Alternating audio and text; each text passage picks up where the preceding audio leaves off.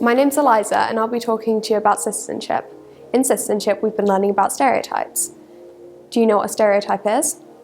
A stereotype is when you discriminate against someone because of their hair, their eye colour, or anything really. An example of a stereotype is the dumb blonde stereotype. We've also been learning about how to challenge stereotypes. You could say, if someone talks to you about the dumb blonde stereotype, is that, well, I know plenty of people with blonde hair who are perfectly smart.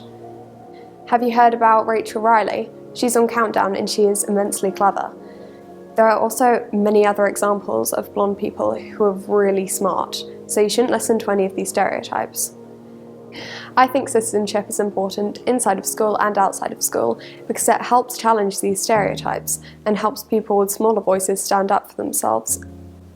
My name is Miko, and one of the topics that I most enjoyed was voting and why it's so important. For example, my top 3 reasons of why you should vote is, number 1, if you just don't like any of the candidates, you could just draw a circle on the piece of paper to show that they need to change their policies, so you would actually vote for them and agree with what they're saying.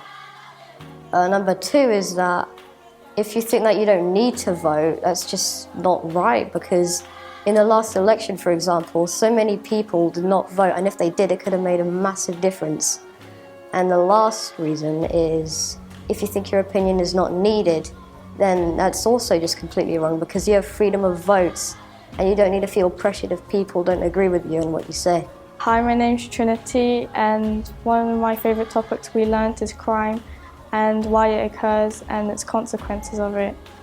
One of my favourite parts was when we acted out a court case with defendants and magistrates, and we got to do that in the classroom and it was really fun.